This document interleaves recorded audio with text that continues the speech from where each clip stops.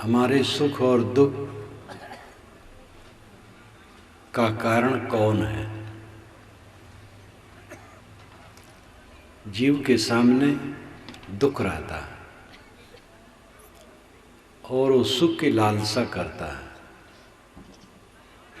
चाहता है सुख, मिलता है दुख। क्यों ऐसा होता है? लोग कहते हैं भगवान ने ऐसी रचना कर दी कि सब परेशान है। भाग्य ही हमारा ऐसा था, लोगों ने हमें बहुत तकलीफ दिया।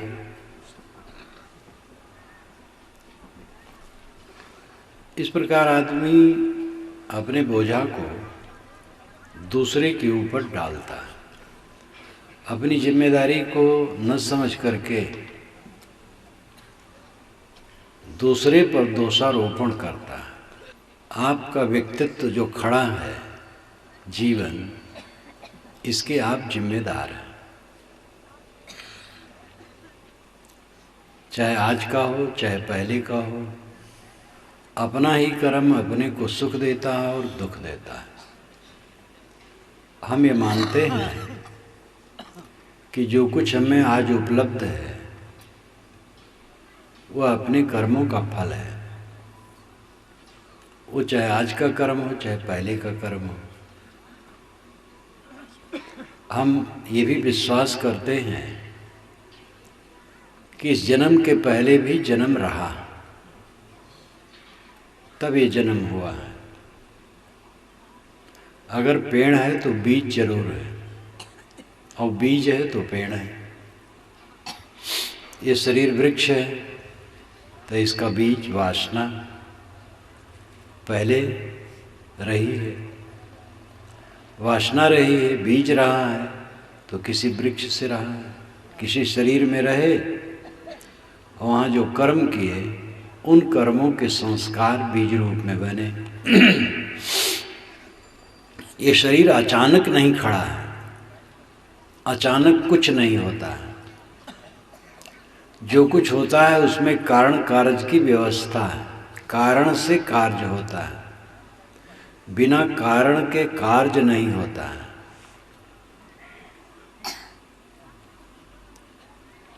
अगर हमारे जीवन में कुछ घट रहा है तो निश्चित है उसका कारण है। पहले जन्मों के कर्मों के फल भी आज होते हैं और आज के कर्मों के फल भी होते हैं। पहले जन्म के हमारे कौन कर्म थे हम जानते नहीं, इसलिए उसकी परवाह नहीं करनी चाहिए। जो आए उसको सह लेना चाहिए। वर्तमान में जो हमारे कर्म हैं उन पर ध्यान देना चाहिए। पहले के जो कर्म हैं, अच्छे हैं बुरे हैं, उनके फल सुख और दुख आएंगे। सुख तो सबको प्रिय है, दुख किसी को प्रिय नहीं, लेकिन दुख भी आता है, इसको कोई टाल नहीं सकता। अचानक दुख आ जाता है,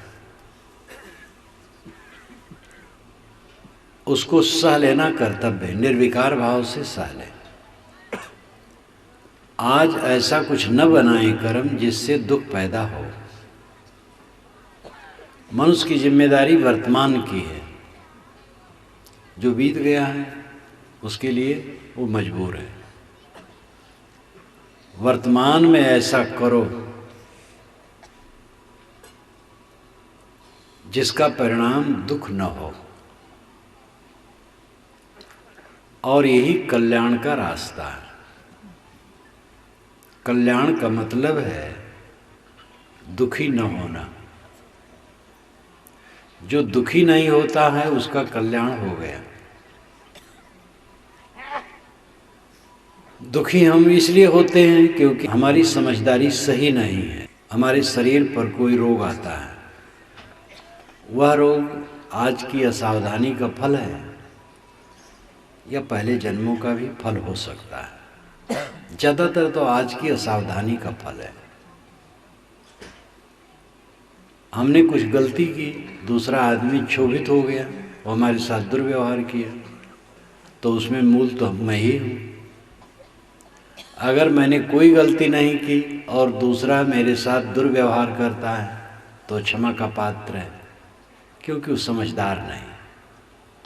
क्षुब्ध होने की जरूरत नहीं, सह लेने की जरूरत है और साधुता प्रकट करने की जरूरत है।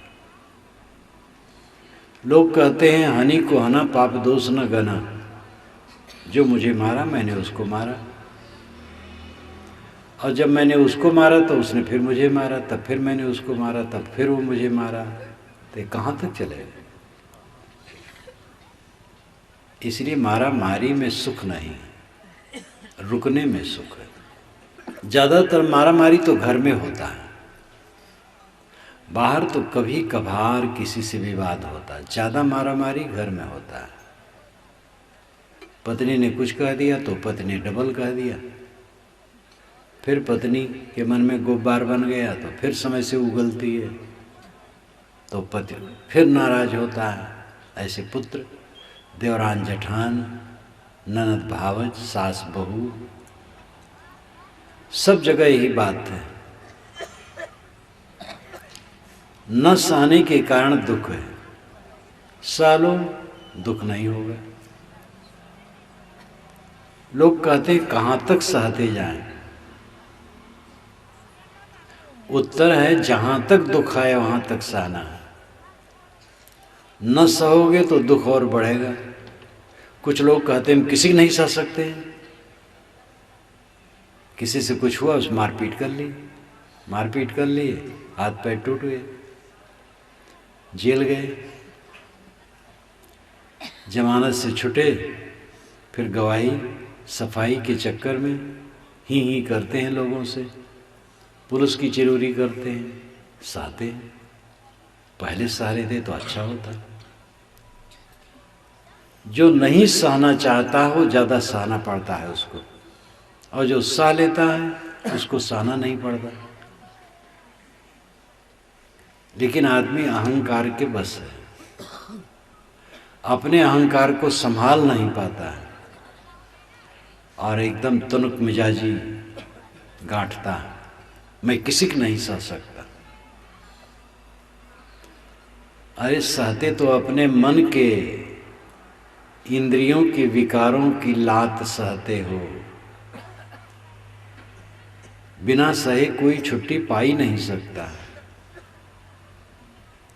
सहना सीखो, सह लो। काम क्रोध लोभ मोह के विकार जो उठते हैं उसके चपेट सहते हो, तो दूसरे द्वारा कुछ ऊंच नीच हो जाए क्यों न सह लो। सह लो, क्षमा कर दो, गम खा लो, संतोष कर लो, सच्चे अर्थ में सुखी हो जाओ। आप कोटा क्षेत्र में रहते हैं, राजस्थान में। राजस्थान में पत्थर बहुत पैदा होता है। आप जानते हैं अनगढ़ पत्थर का दाम कम होता है, और कलाकार जब उस पर बैठ करके छीनी हथौड़ी ले करके काम करता है और एक सुंदर मूर्ति उसमें से निकाल लेता है कुछ दिनों में, तो उसका दाम बहुत बढ़ जाता है।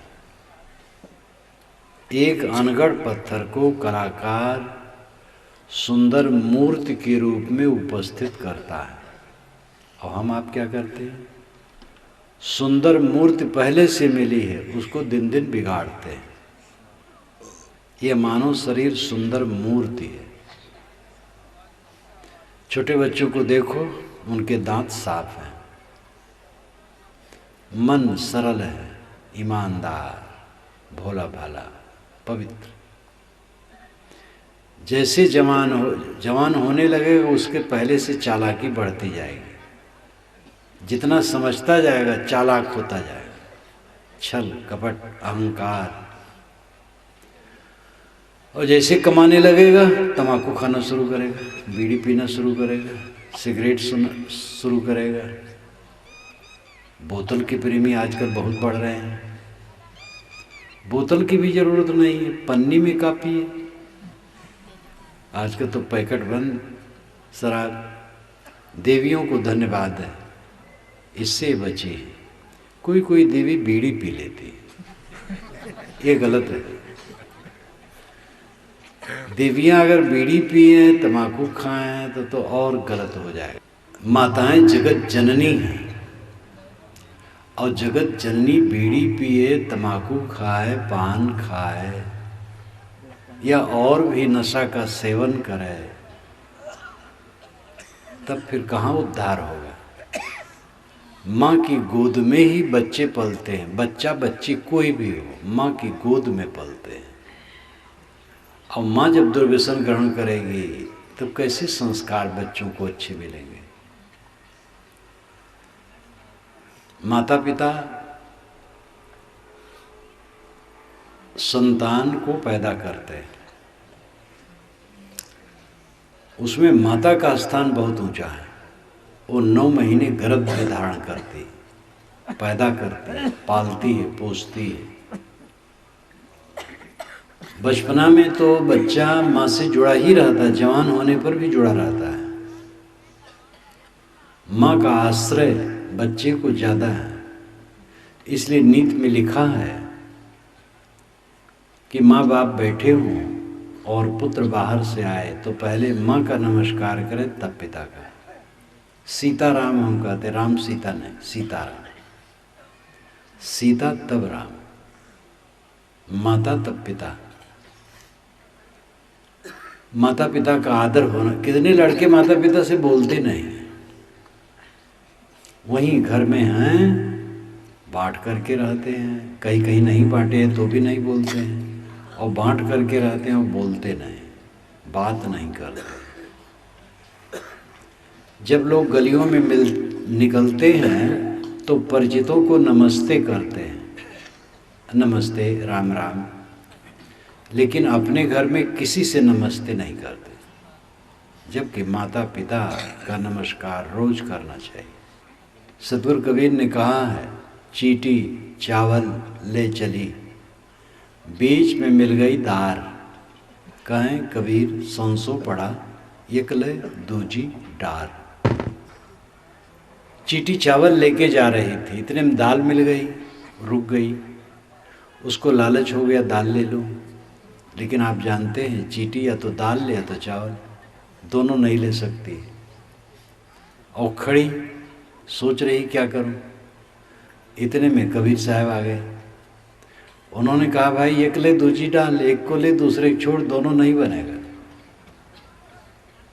ये अन्योक्ति अलंकार में कहा हुआ काव्य है।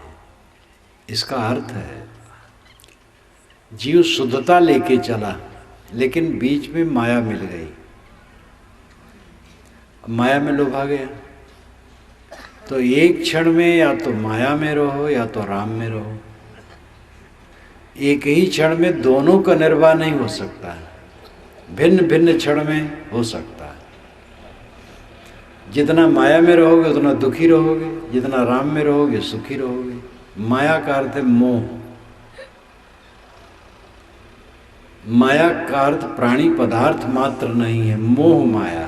प्राणी पदार्थ का उपयोग तो सबको करना पड़ता है। रुपए पैसे प्राय माया कहा जाता है, लेकिन रुपए पैसे बिना काम चल ही नहीं सकता है। आप बस पर बैठे, कंडक्टर आया, टिकट नहीं है, टिकट लो, लाओ पैसा, पैसा नहीं है, उतार देगा। रास्ते रास्ते जा रहे हैं, भूखा गए, जेब में पैसे हैं, कुछ खरीद के खा लिए, पैसे नहीं कौन देगा। पैसा खाया पिया नहीं जाता है, लेकिन एक मापदंड उसका है धन का, और उससे आप दूसरी वस्तुएं ले करके उपयोग कर सकते हैं। सोना चांदी हीरा कोई खाता नहीं, खा नहीं सकता है, लेकिन उसका उपयोग है। तो रुपया पैसा या धन दौलत माया नहीं है, मोह माया है। रुपया पैसा धन दौलत ज़्यादा बटोर लिए, उसका उपयोग सही नहीं कर रहे हैं तो माया बन गया, और सही उपयोग करें वो माया नहीं बनेगी। मोह माया है। मन का विकार माया है, उसको जीतने की जरूरत है।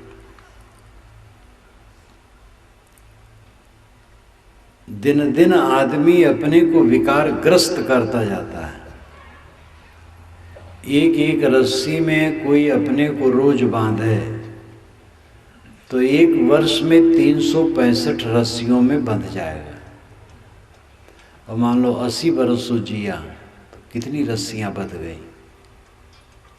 ऐसे आदमी एक एक बंधन में रोज बांधता जाता है अपने को। बीड़ी पीना शुरू किए, फिर पान खाना शुरू किए, फिर और कुछ शुरू किए, क्रोध, काम, द्वेष, ईर्ष्या, हिंसा, अन्याय, दुराचार, अनेक दुर्गुणों में अपने को बांधते चले गए, जीवन विकार ग्रस्त कर लिए। इन सब का परिणाम क्या होगा? दुख। ये दुख किसने दिया? आपने स्वयं लिया, स्वयं आपने दुख बनाया। आदमी खुद दुख रचता है, उसे कोई दुख नहीं देता है। न कोई भगवान दुख देता है, न कोई शैतान दुख देता है। भगवान तो पवित्र को कहते हो, दुख क्यों देगा? शैतान कुछ नहीं होता है। शैतान, भूत, प्रेत, जादू टोना, जंतर मंतर सब झूठे। भूत प्रेत अगर होते हो तो इटावा में कोई सोखा बहेगा हो तो जितने भूत प्रेत हैं सब बटोर करके ला करके मेरे ऊपर कर दे। मैं उसको ले जाऊंगा, प्रयाग की त्रिवेणी में डाल दूंगा। भूत प्रेत नाम की कोई चीज नहीं, लेकिन इसको सिद्ध करने वाले बड़े बड़े विद्वान लगे हैं। आजकल टीवी में न मालूम कितनी बकवास दी जाती है, लोग बताते हैं। मैं तो देखता नहीं हूँ टीवी, लेकिन लोग बताते हैं बहुत बकवास दी जा रही है। पैसा कमाना उद्देश्य है, देश चाहे चूल्हे भाड़ में जाए, ऐसे ऐसे फिल्म बनाते हैं। और फिल्माने में तो बड़ी सरलता है। मेढक है उसको हाथी बना दे, हाथी को मेढक बना दे। वो तो कैमरे के करिश्मा है बस, और कुछ नहीं। और समाज को गुमराह किया जाता है। जादू टोना, जंतर मंतर, चमत्कार, रिद्ध सिद्ध, अंधविश्वास में जनता को पीसा जा रहा है।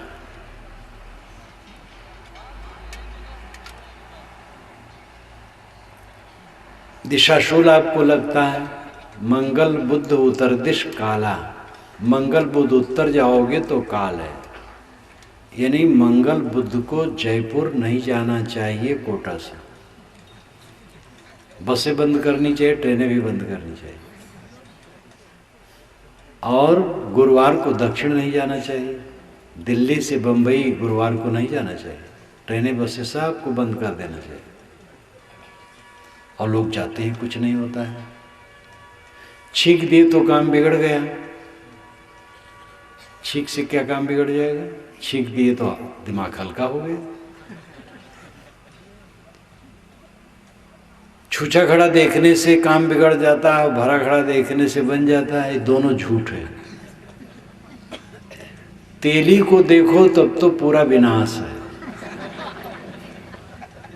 और रोज लोग तेल खाते हैं और तेल लगाते हो, विनाश नहीं होता है।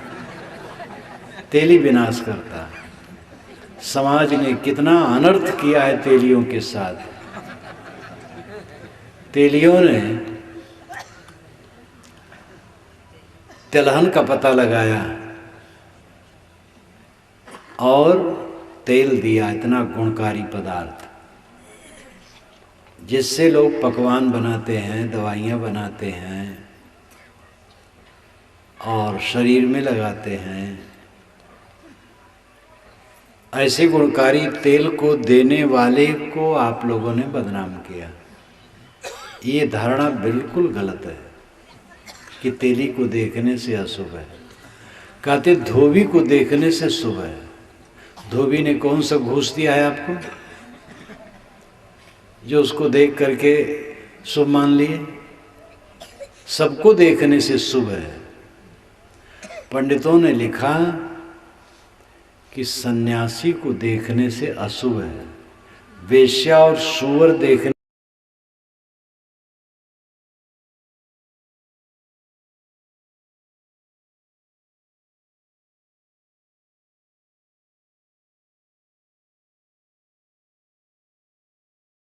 से शुभ है। ये पंडितों की लीला है, क्योंकि सन्यासी आएंगे तो वह कर्मकांड का खंडन करेंगे, कहेंगे अहम ब्रह्मास्मि मैं ही ब्रह्म हूं, तो पंडितों की रोजी रोटी मारी जाएगी। इसलिए सन्यासी को देखना अशुभ माना और उसकी जगह पर सुअर और वेश्या को देखना शुभ माना। ये सन्यासियों को और पतिहास किया। वेश्या देख करके क्या शुभ होगा?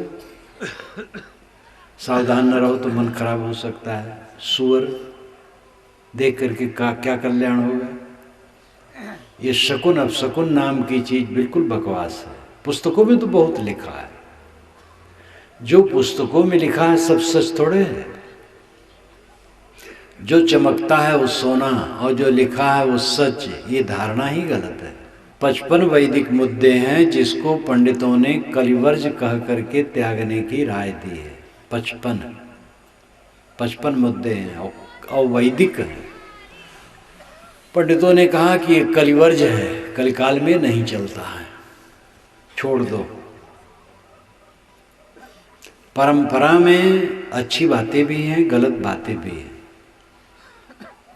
हीरे और पत्थर दोनों हैं संसार में। नग पसाण जग सकल है, पारख बिरला कोय। नगते उत्तम पारख ही जग में बिरला होय। साहब कहते संसार में नग भी है, पषाण भी है, यानी रत्न भी है और पत्थर भी है। उसको परखने वाले बिरले हैं। पत्थर त्याग करके रत्न ले ले, ये पारखी का काम है। साहब ने कहा साधु ऐसा चाहिए जैसा सूप सुभाए, सार सार को गहरे थोथा दे उड़ाए। साधु ऐसा चाहिए जैसे सूप का स्वभाव बनाओ। सूप में रख करके चावल फटक दिया जाता है, भूसी उड़ जाती है, चावल रह जाता है। इसी तरह असत को छोड़ दो, सत को ग्रहण कर लो। हमारी परंपरा हो, दूसरे की परंपरा हो, असत बात है तो उससे किसी कल्याण नहीं है। गुरु अगर राय दें गलत काम करने के लिए तो वह करने से न गुरु का कल्याण है न शिष्य का कल्याण है। इसलिए गुरु की बात भी जो गलत हो नहीं मानना चाहिए। जब तक ना देखे निज नैना तब तक ना माने गुरु के बैना। जब तक अपने विवेक नेत्रों से न देख ले, गुरु की बात को न मान ले। गुरु सिर पर है, गुरु से बढ़ के कोई है ही नहीं। लेकिन गुरु के कोई असली गुरु के कोई सींग पूछ तो नहीं लगे रहते हैं। असली गुरु कौन है? असली गुरु वह है जिसका आचरण पवित्र है और जिसका ज्ञान सही है, वो असली गुरु है। इसलिए गुरु की कसौटी भी ज्ञान और आचरण से होगी। सब गुरुओं का गुरु कौन है? सब गुरुओं का गुरु ये मनुष्य जीव है। यही निर्णय करता है ये गुरु ठीक है, ये गुरु गलत है। इसलिए विवेक द्वारा सत असत को समझने की चेष्टा करने की जरूरत है। सारे अंधविश्वास से ऊपर उठो। अंग फड़कने में हानि लाभ कुछ नहीं।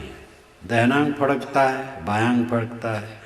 पुरुष का दाहिना और स्त्रियों का बायां फड़कने से लाभ है और पुरुष का बायां स्त्रियों का दायां फड़कने से हानि, ये मानते हैं। ऐसा कुछ नहीं। वायु विकार से अंग फड़कते हैं। अंग फड़कने से कोई हानि लाभ नहीं होता। ये पक्का समझ लो कि आपकी गलती के अलावा आपको दुख देने वाला कोई है ही नहीं। हम गलती छोड़ दें, कौन हमें तकलीफ देगा? अगर कहीं तकलीफ आती है तो सा लेना है, धीरज रखना है। सहना ही तो तप है।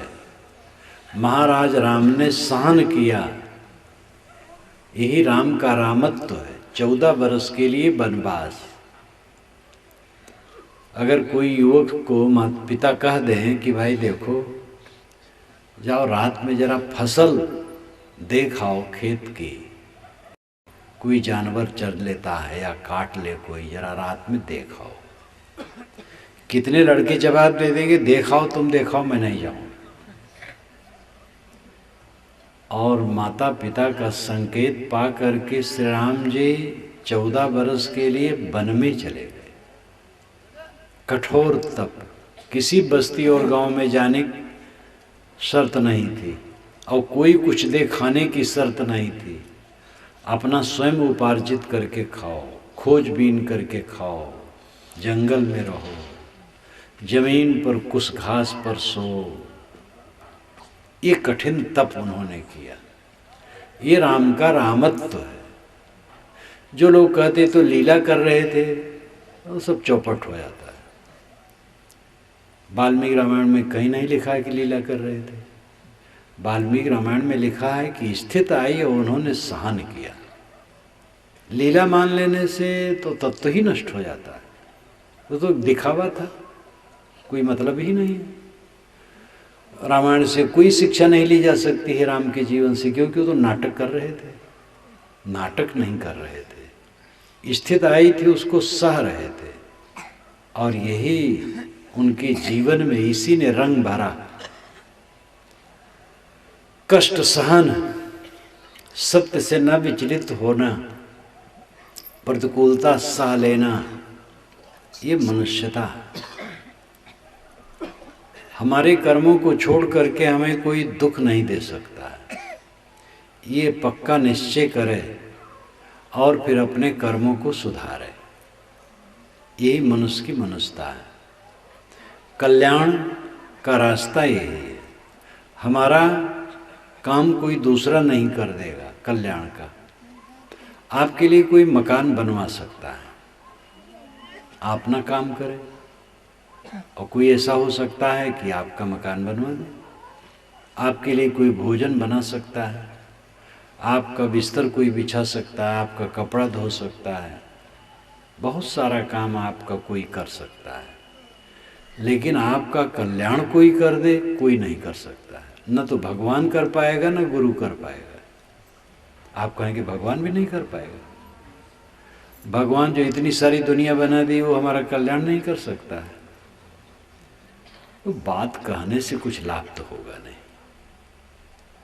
कल्याण कर दे भगवान, कहो भगवान से कल्याण कर दे। कहते रह जाओगे और बूढ़े हो जाओगे, कल्याण नहीं होगा। भगवान कोई व्यक्ति है जो कह दो कल्याण कर दे? हम अकल्याण करने में लगे रहे, कोई भगवान हमारा कल्याण कर देगा? हम तो गलत काम करते हैं, गलत सोचते हैं, गलत बोलते हैं, गलत करते हैं, गलत खाते पीते हैं, गलत बर्ताव करते हैं। कौन हमारा कल्याण कर देगा? अपना कल्याण खुद करना होगा। कर बहियाँ बल आपनी, छाड़ बिरानी आस, जाके आंगन नदिया बहे सो कस मरे पियास। अपने बाहुबल का भरोसा करो, दूसरे की आशा छोड़ दो। जिसके आंगन में नदी बहती हो, प्यासा क्यों मरे? मानव जीवन उत्तम जीवन है। आपके आंगन में नदी बहती है, आपके अंदर में विवेक है, आप अपने को जगा सकते हैं और ऊंचा उठ सकते हैं। ऊंचा उठने मतलब थोड़े है कि 2-3 तल्ले के ऊपर जाके बैठ जाए तो ऊपर हो गया। ऊंचा उठने मतलब है क्रोध छोड़ना, क्षमा करना, तृष्णा छोड़ना, संतोष करना, हड़बड़ी छोड़ना, धीरज रखना, किसी की बुराई न करना, किसी की निंदा न करना,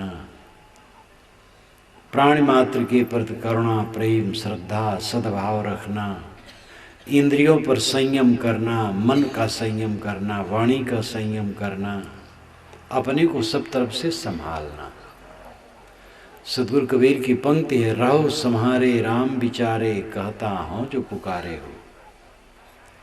अय मनुष्यों, मैं तुम्हें पुकार के कहता हूँ, रहो संहारे, अपने को संभाल रखो, और राम विचारे, राम का विचार करो। दो काम करना है, अपने को संभालना और राम का विचार करना। अपने को संभालना क्या है? मन, वाणी और इंद्रियां, ये तीन हैं आपके पास। इनसे गलत काम न होने दो, यही अपने को संभालना है। थोड़ी प्रतिकूलता आने पर उत्तेजना आ जाती है। जो नहीं बोलना चाहिए आदमी बोलने लगता है, जो नहीं करना चाहिए करने लगता है। नहीं सोचना चाहिए सोचने लगता है, मन खराब हो जाता है। और मन खराब हो गया तो सब खराब हुआ, जीवन व्यर्थ गया। अपने को संभालो, क्षण क्षण संभालो। थोड़ी सावधानी करोगे दुर्घटना घटेगी। सावधानी हटी दुर्घटना घटी, रेलवे यार्ड में लिखा रहता है। वहाँ तो शायद है कि सावधानी हटने पर भी दुर्घटना रोक ली जाए तत्काल, लेकिन मन में असावधानी होगी तुरंत घटना घटेगी, तुरंत दुर्घटना घटेगी। थोड़ा विचलित हो मन नीचे जाएगा। इसलिए अपने को संभालो। साधना यही है, अपने को संभालना। क्या नाम जपते हैं, क्या मंत्र जपते हैं, ये आपका विश्वास है। कोई राम नाम जपता है, कोई अल्लाह नाम जपता है, कोई कृष्ण, कोई केशव, कोई सतनाम, कोई ओंकार, कोई कुछ। मंत्रों में भी इसी प्रकार है। कोई वेद मंत्र जपता है, कोई कुरान की आयतें जपता है, कोई बाइबल के वचन जपता है, कोई और कुछ जपता है। तो जपना, मंत्र जपना, नाम जपना, ये अपने अपने विश्वास पर निर्भर करता है। असली भजन है मन, वाणी, कर्मों का शुद्धिकरण करना। अपने मन को, वाणी को, इंद्रियों को कायदे से रखना, यही असली भजन है। और इसके लिए निगरानी की जरूरत है, सावधानी की जरूरत है। इसको सदगुरु कबीर ने सहज साधना कही। सहज साधना, सहज साधना वह है जो सब समय हो सके। कितनी पूजाएं हैं बिना स्नान के संभव नहीं है। नमाज भी स्नान करके या हाथ पैर धोकर, अगर विशेष अशुद्धि है तो स्नान करके नमाज पढ़ा जाता है। विशेष अशुद्धि नहीं है तो हाथ पैर धो लिया जाता है, तब नमाज पढ़ा जाता है। पूजा भी स्नान करके करने का विधान है। लेकिन सहज साधना स्नान किए हो तब, न किए हो तब, सब समय। पूजा घर में, टट्टी घर में, घूर पर, खेत में, कारखाने में, दफ्तर में, दुकान पर, सड़क पर, हर जगह अपने मन को देखो कि मन क्या सोचता है। और उसमें कुछ गलत बातें हो तो निकालो। हरदम मन को देखो कि क्या करता है। जो अपने मन को हरदम देखता है और उसको शुद्ध रखने की दृष्टि रखता है, बहुत जल्दी उसकी साधना बढ़ जाती है। किसी दिशा में परिश्रम ही से सफलता होती है। कोई बहुत ज़्यादा खेत खरीद ले और उसकी जुताई, गुड़ाई, खाद, पानी डालना, कमाई न करे तो खेत ज़्यादा होने से क्या होगा? खेत की सफलता जब उसमें किसानी की जाए। दुकान खोल लिया, वस्तु लाके रखते नहीं हैं, टाइम से बैठते नहीं हैं, ग्राहकों से सुंदर बर्ताव नहीं करते हैं, तो दुकान कैसे चलेगी? कोई काम हो, विद्यार्थी विद्या ठीक से नहीं पढ़ता है तो विद्या कैसे आएगी? कल्याण के पथ की बात ऐसे है। जो निरंतर श्रम करेगा उसका कल्याण होगा। गुरु संतों के प्रति श्रद्धा भाव रखना, बड़ों बूढ़ों का आदर करना, रोज सद्ग्रंथ पढ़ना, अपने गुण दोषों का विचार करना, दोषों को निरंतर घटाना, सद्गुणों को बढ़ाना, आत्मनिरीक्षण करते चलना, अनुसंधान, आत्म अनुसंधान, व्यापार वही सफल माना जाता है जिसमें धन उत्तरोत्तर बढ़े। 1 लाख रुपया लेके कोई व्यापार शुरू किया और कुछ महीने में उसके पास 50,000 रह गए, कुछ महीने में 30, 20, 10, तो ये व्यापार सफल नहीं, असफल है, दीवारा पिट जाना है। 1 लाख रुपया लेकर के व्यापार शुरू किए तो लाख की पूंजी तो बनी रहे और रोज उसमें बढ़ोतरी हो, तब व्यापार सफल है। हमारा जीवन सबसे मूल्यवान व्यापार है और इसकी सुख संपत्ति बढ़ती जाए तो ये व्यापार सफल माना जाएगा। और इसकी सुख संपत्ति लुटती जा रही तो कौन सी सफलता है? बचपना में जो प्रसन्नता रहती है जवानी में घट जाती है, ये घटा हुआ है। और जवानी की रही सही प्रसन्नता बुढ़ापा में खत्म हो जाती है। जितना आदमी बूढ़ा होता जाता है उतना खिन्न होता जाता है, दुखी, चिंतित, पीड़ित, क्लांत। बूढ़ों को तृष्णा और मोह ये ज्यादा सताते हैं। मोह, तृष्णा सबको नहीं, जो विवेकवान है, साधक है, उनकी तृष्णा घट जाती है, मोह घट जाता है, मन विवेक में रम जाता है। लेकिन जो साधना नहीं करेगा, तृष्णा और मोह बढ़ेंगे, तकलीफ बढ़ेगी, विकार बढ़ेंगे, तकलीफ ज़्यादा हो जाएगी। व्यापार, जीवन रूपी व्यापार, घाटे में जाना कितना अपना बनाया दुर्भाग्य। दिन दिन धन बढ़े तब व्यापार सफल। इसी प्रकार दिन दिन प्रसन्नता बढ़े तब जीवन व्यापार सफल।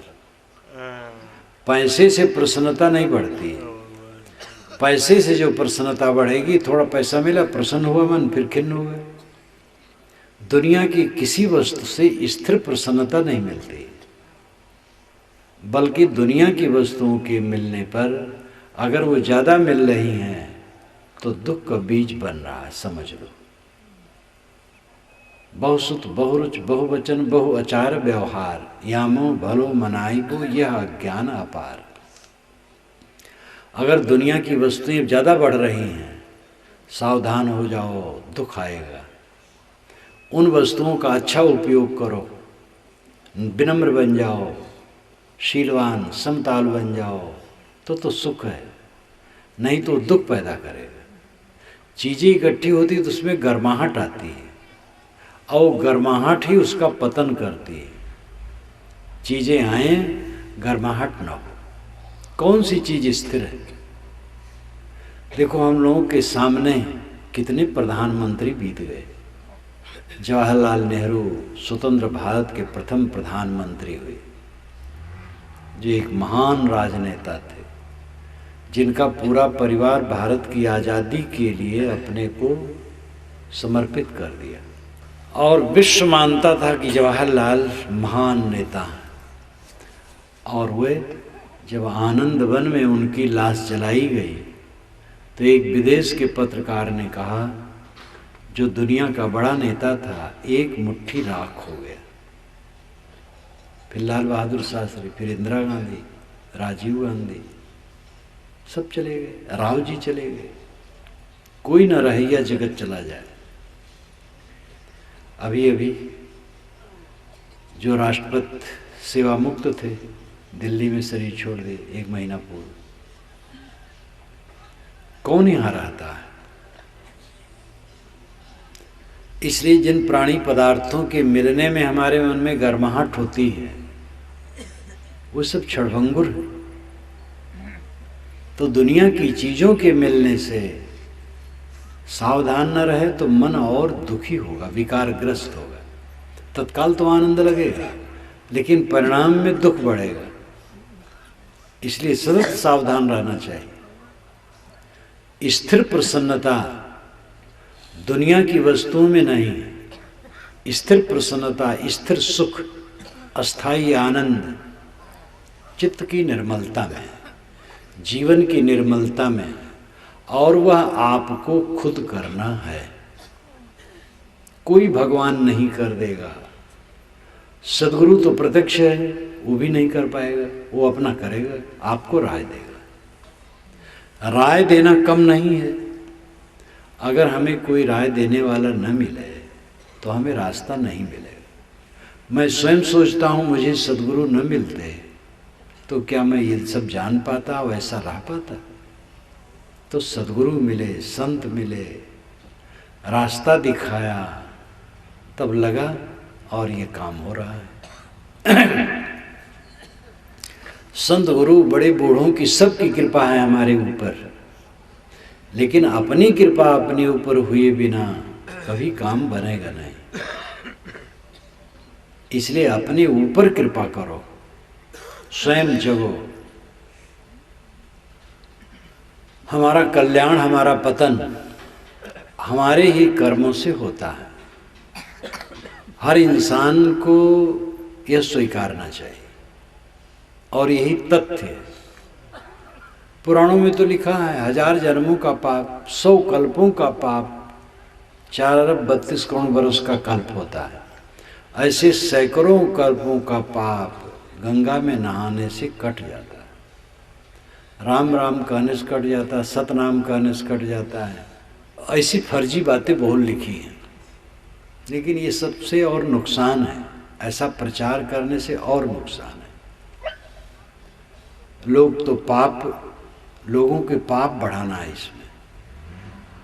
यहाँ तक लिख डाला गया है ग्रंथों में कि दिन भर का पाप शाम के जप से कट जाता है, और रात भर का पाप सुबह के जप से कट जाता है। बस दिन भर रात भर पाप करो, थोड़ा जप लो, कटा करेगा। लेकिन ये सब कुछ नहीं, कटे वटेगा कुछ नहीं। पाप कटने का मतलब है फिर पाप न करना। पाप कट गए तो फिर पाप कैसे करेगा? पाप कटने का अर्थ है मन निर्मल हो जाना, और निर्मल मन से फिर पाप कैसे आदमी करेगा? इसलिए बड़ी खतरनाक बातें लिखी हैं ग्रंथों में, और ज्ञान की बातें भी लिखी, दोनों बातें हैं। आपको स्वयं जज बनना पड़ेगा और स्वयं जजमेंट देना पड़ेगा अपने को। निष्पक्ष दृष्टि अपनाओ। सार सार को गए रहे, थोथा दे उड़ाए। विचारक बनो, चिंतक बनो, समझदार बनो। आप लोग सभी अपना अपना काम धंधा करते हैं। जो गुजर बसर का काम है, कोई इसमें व्यापारी होगा, कोई किसान होगा, कोई सर्विस वाला होगा, कोई और काम करने वाला होगा। पेट धंधा का काम सब कर रहे हैं। यह जो सभा आयोजित हुई है, यहाँ पेट धंधा के प्रशिक्षण की जगह नहीं, यहाँ कल्याण के प्रशिक्षण की जगह है। जैसे डॉक्टरों की शिविर लगे, तो डॉक्टर का शिविर होता है कि डॉक्टरों को राय दी जाए। बड़े डॉक्टर आते हैं, उसमें राय देते हैं, बताते हैं। वकीलों का है और का है, तो उनका अपना विषय होता है। संगीत का है तो उसमें संगीत का विषय होगा, किसानी के विषय नहीं होगा। ऐसे यह जो शिविर है, यह जो पंडाल है, यह जो सभा है, यह कल्याण साधन की सीख देने के लिए। कल्याण यानी शांत, दुख न पाना, जीवन में दुख न होना कल्याण है। थोड़ा फुंसी जब बुखार हो जाए शरीरधारी को तो हो जाता है, लेकिन मन प्रसन्न है तो उससे कुछ फर्क नहीं पड़ेगा। मन की प्रसन्नता कल्याण है, मन का आनंद कल्याण है, और ऐसा आनंद जो हर समय बना रहे। कैसी भी शारीरिक परेशानी आ जाए, सामाजिक परेशानी आ जाए, लेकिन मन प्रसन्न रहे, ये कल्याण दशा है। जिसको कोई रोक न सके, जिसकी बागडोर, वही तो विश्व विजयी है। कैसी भी स्थिति आने पर मन पीड़ित न हो, प्रसन्न रहे, ये कल्याण की दशा है। अब आदमी क्या चाहता है? यही चाहता है, अनंत सुख, ऐसा सुख मिले जिसमें दुख नाम की चीज कहीं हो ही नहीं। तो दुनिया में कौन ऐसा सुख है? सारा सुख दुख से मिश्रित है। बल्कि सुख क्या है? दो दुखों के बीच में जो अवकाश रहता है उसी को लोग सुख कहते हैं। अभी एक दुख मिला, फिर अभी दुख नहीं मिल रहा है, बीच में अवसर आ गया, दुख नहीं मिल रहा, बस वही सुख कहते हैं, फिर दुख आ जाएगा। दो दुखों के बीच को लोग सुख कहते हैं। सुख नाम की कोई चीज नहीं। इसलिए दुनिया के भोगों में सुख पाने की चेष्टा करना भ्रम है। स्थिर सुख, अखंड आनंद, परमानंद, परम तृप्ति, आत्यांतिक सुख, निर्वाण सुख, मोक्ष सुख, अनेक शब्दों में जिसको कहा जाता है वो मन की निर्मलता और मन की प्रसन्नता है, और वो आपके अधीन है। आप करें तो हो जाएगा, नहीं करेंगे तो दुखी रहेंगे। इसमें और कोई लगने वाला नहीं है। पंडित महात्मा ज़्यादातर ये दुहाई देते हैं कि भगवान का नाम लो सब ठीक कर देगा। ये ऊपर ऊपर की बातें हैं। भगवान कोई ऐसा अपने नाम का लोभी नहीं है कि उसका नाम लो तो बड़ा गदगद हो जाए और आपका काम कर जाए। ये तो खुशामद पसंद आदमी ऐसा करता है। भगवान कोई व्यक्ति भी नहीं है जो नाम लो तो सुनेगा और आपका काम कर जाएगा। वस्तुतः सत्य ही ईश्वर है और सत्य विश्वव्यापी नियम है। नियम को परखना, नियम के अनुसार चलना ईश्वर की उपासना है। भोजन करते समय संतुलित भोजन करो, ये ईश्वर की उपासना है। ज़्यादा खा लोगे पेट खराब होगा, कोई ईश्वर पचा नहीं पाएगा। कभी आप ज़्यादा भोजन कर लें जब, तो कोई नाम जपें, गलेगा नहीं।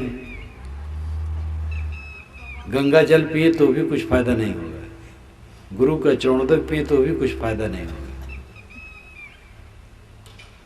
जब ज़्यादा खा लिए हैं तो जब पच जाएगा धीरे से तब ठीक होगा। अब आगे सावधान हो जाए, ज़्यादा ना खाइए, यही चाह रहा है। थोड़ी थोड़ी बात से सीख लो। दुहाई देने से काम नहीं बनेगा, भगवान सब कर देगा। कहते हैं एक सज्जन ने कहा मेरे पास एक ऊँट है, 1 घंटा में वो 60 कोस चलता है। तो कहीं चला के दिखाओ, कहीं जब उसका मन होगा तब चलेगा। अब मने न हो, पते न चले तो प्रतिज्ञा करने से क्या होगा। हमारा ऊँट 60 कोस चलता है 1 घंटा में, कहते भर हैं, चलाते कभी नहीं है। भगवान कल्याण कर देगा। पंडित महात्मा कहते रहे और सब दुखी हैं, रो रहे हैं, वो कल्याण नहीं कर पा रहा बेचारा भगवान। आतंकवादियों को ठीक नहीं कर पा रहा है, जेब कतरों को ठीक नहीं कर पा रहा है, काम चोरों, मुफ्तखोरों, घूसखोरों को नहीं ठीक कर पा रहा है। इतनी बेईमानी, बदमाशी, दुराचार सर्वत्र है, किसी को नहीं वो ठीक कर पा रहा है। कैसे आपका कल्याण कर देगा? तो कोई व्यक्ति बैठा है जो कर देगा? नियम है, प्राकृतिक नियम है, स्वाभाविक नियम है। नियम को पहचानो, नियम के अनुसार चलो। वो विश्वव्यापी है नियम, वही विश्वव्यापी ईश्वर है। आग छूओगे जलोगे, संतुलित भोजन करोगे सुखी रहोगे, बहुत कम खाओगे सूख जाओगे, ज़्यादा खाओगे बीमार रहोगे। गाली दोगे गाली पाओगे, मार दोगे मार पाओगे, मीठे वचन बोलोगे प्रसन्नता पाओगे। संयम से चलोगे सुखी हो जाओगे, असंयम से चलोगे दुखी हो जाओगे। विश्वव्यापी नियम है, इसको समझो। इसमें आपको मेहनत करना है, लेकिन मेहनत न करना पड़े, भगवान का नाम ले ले, वो काम कर जाए। आपका तो चले तो आप कहो हे भगवान, खेत में फसल खड़ी है, पक गई है, काट करके जरा मिजाई कर दो और वसा करके ला के हमारे घर में धर जाओ, और जरा गेहूं पीस दो, रोटी बना दो और मेरे मुंह में डाल दो, घुट भी तुम ही कर दो। अब ये सब नहीं चलता है तो आदमी अपना करता है।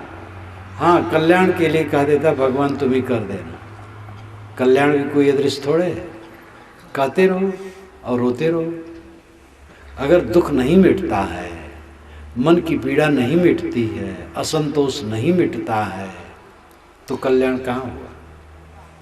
और ये तब मिटेगा जब विकार हटे, मन का पाप हटे, मन वाणी और इंद्रियों के दोष नष्ट हों, तब कल्याण होगा। इसलिए भगवान, ईश्वर, परमात्मा, अल्लाह, खुदा, गाड शब्दों से जो एक व्यक्ति ईश्वर के लोग कल्पना करते हैं कहीं बैठा है और मनाओगे तो आकर के कुल काम कर जाएगा, वो भ्रम है। विश्वव्यापी नियम ईश्वर है। नियमों को पहचानो, नियमों से चलो, तब सुखी होगे। अपने को संभालना पड़ेगा, खुद मेहनत करना पड़ेगा। अब आदमी खुद मेहनत नहीं करना चाहता है, इसलिए नाना बहाने बना लेता है। और कितने गुरु नामधारी तो समाज को यही कह करके लूटते हैं। उनका मंत्र जप लो तो व्यभिचार कर्म के नाश के लिए मंत्र है, चोरी कर्म की उसके लिए मंत्र है, जितने दुष्कर्म होते सबके लिए मंत्र बनाए हैं। वही मंत्र जब लोग सब कट जाएगा और कुछ कटे उटेगा नहीं। पाप करना छोड़ो, बुराई करना छोड़ो, शुभ मार्ग में चलना शुरू करो, तब पाप कटेगा। पाप कटने का मतलब है मन का निर्मल होना, क्रोध घट जाना, लोभ घट जाना, मोह घट जाना, काम वासना घट जाना, क्षमाशील, समता, संतोष, धीरज, विवेक बढ़ जाना, शांति मन में बढ़ जाना, ये आध्यात्मिक उन्नति है, जीवन व्यापार की उन्नति है। और अगर कोई करता रहे तो उन्नति होती चली जाएगी, दुख घटता चला जाएगा, सुख बढ़ता चला जाएगा। उलझा हुआ मन दुख है, सुलझा हुआ मन सुख है। और सुख दुख नाम की कोई चीज़ नहीं है। आपसे मैं कहूँ लोहा ले आओ, ले आओगे, मिट्टी ले आओगे, पानी ले आओगे, आग ले आओगे। लेकिन मैं कहूँ 1 तोला सुख ले आओ, कहाँ से लाओगे? सुख दुख कोई लाने की चीज़ नहीं है। मन उलझा है तो दुख है, मन सुलझा है तो सुख है। हमारे अपने गलत आचरण से मन उलझता है। जो गलत काम करेगा मन उलझेगा, जो सही काम करेगा मन सुलझेगा। कारण से कार्य जो होता अचानक नहीं होता है, इसलिए कुल जिम्मेदारी अपने ऊपर है। बहानेबाजी से काम चलने वाला नहीं। कर वहियां बल आपनी, छाड़ बिरानी आस। अपने बाहुबल का भरोसा करो, दूसरे की आशा छोड़ दो। जिसके आंगन में नदी बहती है वो प्यासा क्यों मरे, ये साहस है। आप दुखी न हो, आप अपने को अनाथ न समझें, आप अपने को असमर्थ न समझें। आप समर्थ हैं, आप में बल है, विवेक का बल है, जगाइए। कौन से दोष को आप नहीं छोड़ सकते? तंबाकू बीड़ी में क्या रखा है, पान सुपारी में क्या रखा है? क्या आप नहीं छोड़ सकते? सारी बुराई छोड़ सकते। दुर्व्यसनों, दुर्गुणों और आसक्तियों को छोड़ने में थोड़ा परिश्रम है और उसका फल अनंत सुख है। और खाने में झूठा सुख है और दुख भरा है। दुर्व्यसन दुर्गुण के अनुसार चलने में झूठा सुख है और दुख आदि से अंत तक है। इन बातों पर विवेक करें। अपना बनाया दुख दूसरा कौन मिटाएगा? आपे जाल बिछाए गए, आप फंसे मतिमंद। कहाँ रोग कहाँ औषधि, कैसे मिले आनंद? अपना जाल बिछाया, अपना ही उसमें फंसता है, तो कैसे वो उसका कल्याण हो सकता है? इन सब बातों के लिए सद्बुद्धि चाहिए। और सद्बुद्धि के लिए संत गुरु की संगत, सेवा, भक्ति, सदग्रंथों का अध्ययन, एकांत में बैठ करके अपने गुरुदोषों का विचार, रोज रोज अकेले में 2 बार 3 बार बैठो, नहीं 2-3 बार तो 1 बार तो जरूर बैठो। और अपने पर हिसाब लगाओ कि पहले से मेरी गलतियां घट रही हैं कि नहीं। अगर गलतियां घट रही, उद्वेग घट रहा है, शांति बढ़ रही है, सद्गुण बढ़ रहे हैं, तो सफलता हो रही। मन में प्रसन्नता बढ़ रही तो सफलता हो रही। प्रसन्नता का लक्षण ही है कि दोष घट रहे हैं। दोष बढ़ेंगे, अप्रसन्नता बढ़ेगी, खिन्नता बढ़ेगी, चिंता बढ़ेगी, उद्वेग बढ़ेगा, अशांति बढ़ेगी। क्यों आप कमाते हैं? खाने के लिए। क्यों खाते हैं? जीने के लिए। क्यों जीते हैं? इसका पता नहीं। ये कौन सा जीवन है?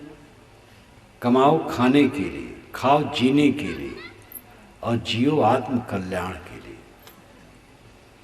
लेकिन वही काम नहीं होता। कमाते हैं, खाते हैं, जीते हैं बस, और जी करके 2-4 बच्चा पैदा कर लेते हैं और उनसे लड़ते हैं और लड़ लड़ करके चले जाते हैं। क्या ये जीवन है? गृहस्थ हैं तो लड़के हो जाएंगे, कोई बात नहीं, उनके साथ अच्छा बर्ताव करो। लेकिन आपका खास काम है कल्याण।